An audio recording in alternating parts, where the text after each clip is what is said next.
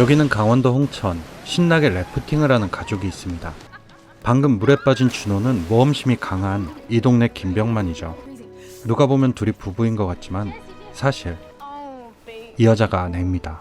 다른 이들은 아내 사라의 친구들이죠. 신나게 논 후 코앞으로 다가온 딸의 생일 계획을 이야기하며 호텔에 가던 가족은 마주오던 차와 교통사고가 나고 맙니다.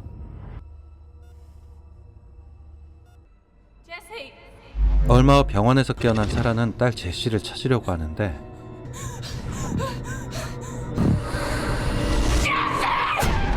사라는 그렇게 혼자가 되었습니다.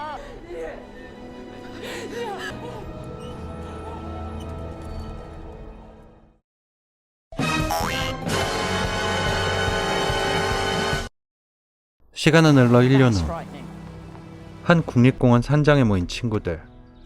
반가워하는 이들은 지금은 삶에 찌들어 있지만 모험을 사랑하던 친구들. 그리고 준호의 추종자 익스트림을 사랑하는 홀리. 그녀들은 오랜만에 모여 하루하루를 사랑하기로 하죠. 아침 일찍 어딘가로 출발하는 일행.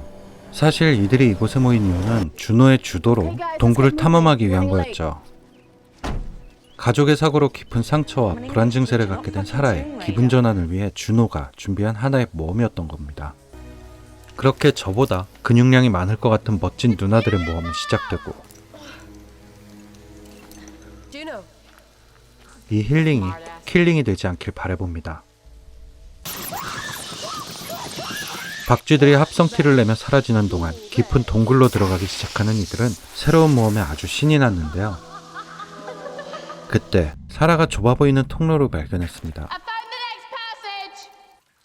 확인을 위해 홀리가 먼저 통과해봅니다. 그런데 사람이 이렇게 좁은 곳을 어떻게 통과하죠? 저만 통과 못하는 건가요? 그렇게 하나둘씩 통로를 통과하던 중 사라는 틈에 끼어버리고 이거 봐요, 저만 통과 못하는 거 아니잖아요.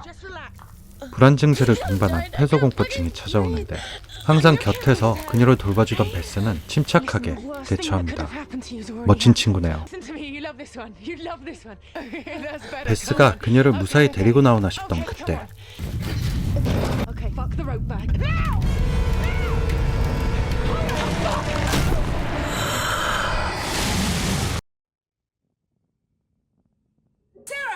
사라와 베스는 무사히 통로를 탈출했습니다. 들어온 길은 막혔고 안내책자에 있는 다른 통로를 찾아가야 하는데 하지만 이 동굴은 그들이 가기로 했던 동굴이 아니었죠. 준호의 모험심이 이런 사고를 쳐버린 거죠. 여긴 이름도 없는 원시동굴. 동굴은 한 치 앞도 보이지 않고 여기저기 위험이 도사리고 있습니다. 큰일 날 뻔했군요. 이 절벽을 넘어야 하는 일행, 맨손으로 천장을 타고 캠을 연결해 줄다리를 만들어야 하는 임무를 부여받은 이 친구가 부릅니다. 검이라도 될 걸 그랬어. 힘들어하는 친구를 재촉하는 일행들. 야, 딱 봐도 힘들어 보이지 않냐? 너네 인성에... 친구 거미녀는 맨손으로 캠 연결을 하며 건너가는데 성공했습니다. 그렇게 연결된 줄로 친구들은 건너가고 준호는 장비를 다시 회수하며 건너갈 생각입니다. 준호도 거미가 되어야겠군요. 보기는 쉬웠는데 해보니까 힘들지? 그때 줄을 잡았던 친구가 손에 부상을 입었지만 겨우 목숨을 건진 준호는 아프겠다. 그런데 이 동굴은 오래된 캠이 설치되어 있습니다. 이들이 처음이 아닌가 봐요.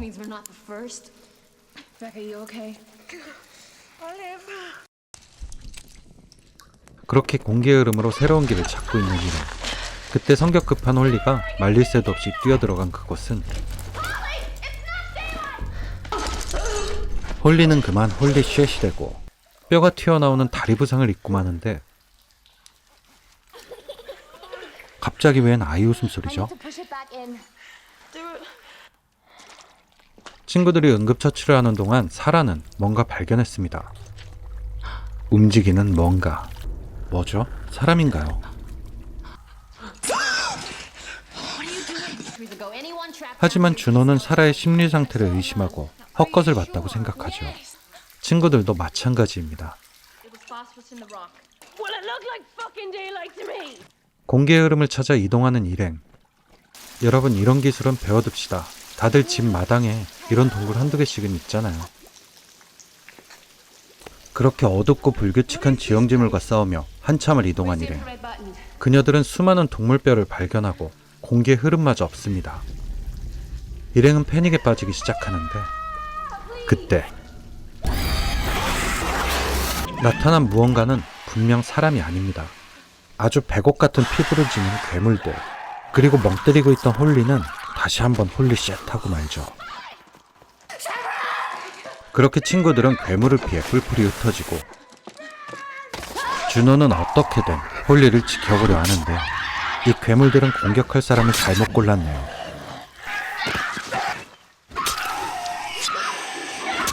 그리고 너무 흥분한 나머지 준호는 그녀가 공격한 건 사라의 베프, 베스였습니다. 그렇게 놀란 준호는 아직 살아있는 베스를 버리고 자리를 떠버리는군요. 그 시간 머리를 부딪혀 기절했다 눈을 뜬 사라. 홀리의 캠코더를 파밍해 주위를 보는데 하필 이곳은 놈들의 먹이터 먹뭉아. 괴물들은 한두 마리가 아니었죠. 괴물 한 마리가 사라에게 점점 다가오던 그때 그리고 흩어진 또 다른 두 명은 놈들을 피해 숨어 있습니다. 그런데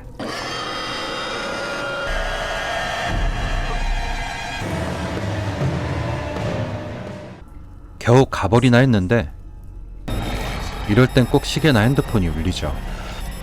야, 버려.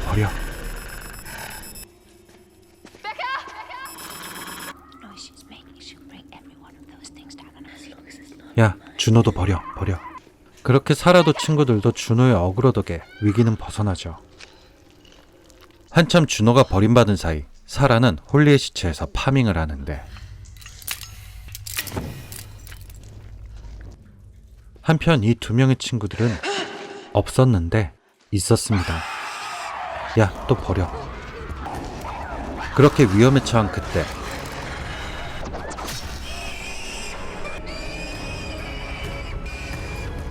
야, 아까 얘들이 너 버렸어.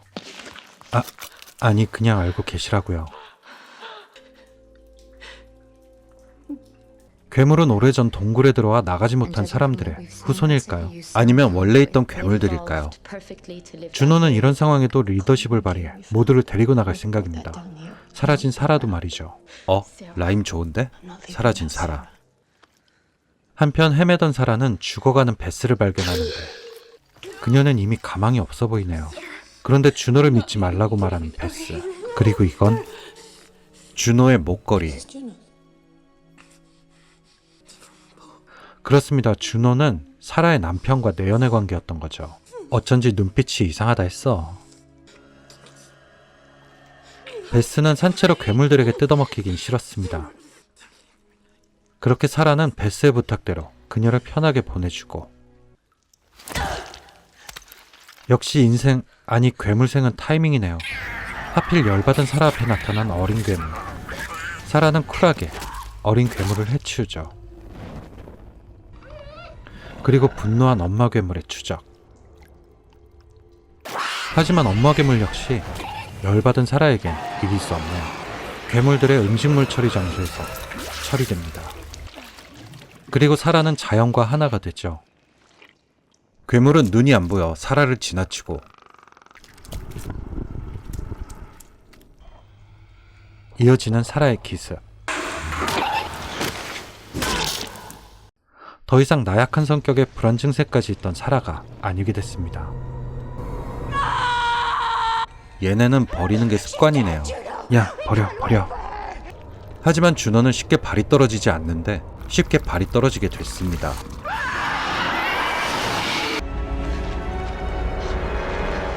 앞서가던 친구는 절벽을 마주하고 처음 지나갈 때처럼 거미가 되어 건너가려 하는데 줄이 짧아 건너가지 못합니다.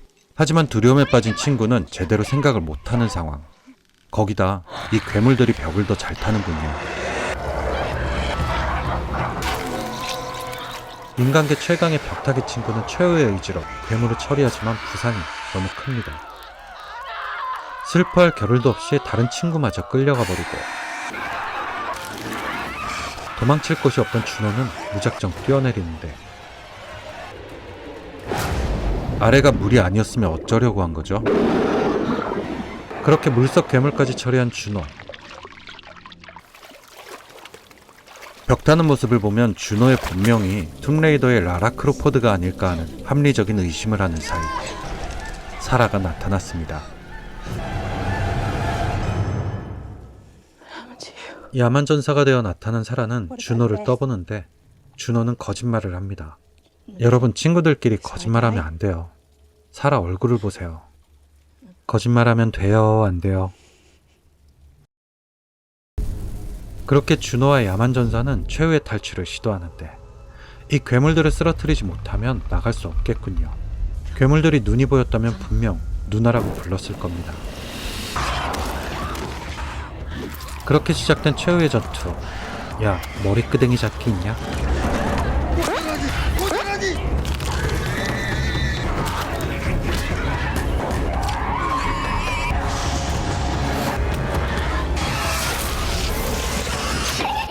정말 무섭네요. 괴물 말고 누나들이요. 그렇게 승리한 사라는 자신의 남편과 바람을 피웠고 친구 베스를 죽게 한 준호의 목걸이를 보여주며 무언의 메시지를 보내죠.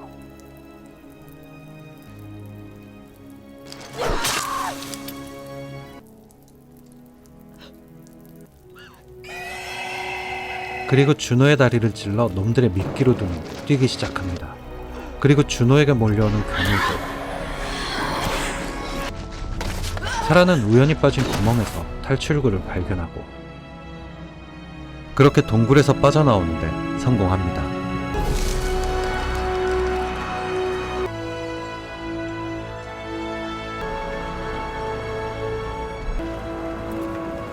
모두 죽고 혼자 살아남은 것에 대한 슬픔일까요? 아니면 빠져나온 안도감일까요? 그런데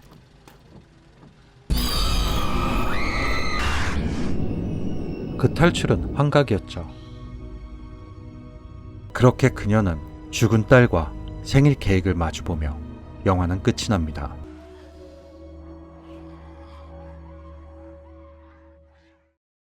소개해드린 영화는 2005년작 디센트입니다. 나약하고 상처받은 여자가 동굴에서 여전사가 되는 모습이 상당히 충격적인 영화였는데요. 절친 베스의 죽음 후 피칠갑을 했을 때 뇌 속에 약함이 끊어지는 게 눈에 보일 것처럼 멋지게 표현되었습니다. 그리고 동굴의 어두움을 잘 이용한 불규칙적인 화면 구도도 집중도를 높여줘서 저도 모르게 빠져드는 영화였네요. 물론 15년 전 저예산 영화다 보니까 중간중간 어색한 CG도 있긴 하지만 그걸 이겨낼 만큼 멋진 스토리와 연출이었다고 생각합니다. 결말 부분은 빠져나오고 동굴에 있는 게 환각이다라는 쪽과 못 빠져나온 게 맞다는 쪽이 있는데요. 2편에서 빠져나온 채 구조되었기 때문에 동굴에 남은 게 환각이 되겠네요. 단 저는 2편이 1편의 흥행에 급급하게 만든 느낌이 많이 나서 못 빠져나온 1편의 마무리가 맞다는 쪽입니다. 1편에서는 친구들을 구하지 못하고 베스를 죽게 한 준호의 죄책감이나 미안함, 그렇지만 살아야 한다는 그런 감정들의 충돌도 잘 표현되어 있고요. 사라의 끓어오르는 분노로 강해지는 모습이 연기와 연출로 잘 보여지는데 2편은 그런 거 없습니다. 그냥 왜 남덩어리가 잘 죽게 생긴 조연들이랑 사라를 데리고 와구와구 들어와서 괴물 만나고 막 죽어요. 예, 그게 다예요. 그래서 2편은 리뷰하지 않을 생각입니다. 궁금하신 분들은 궁금해하지 마세요.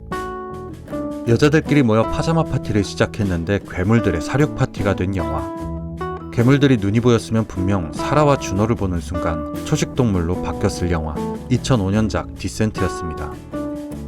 여러분, 잊으신 거 없나요? 아, 없다고요? 알겠습니다. 그럼 다음 영상에서 봐요. 공포영화를 보는 새로운 방법, 무비곰이었습니다.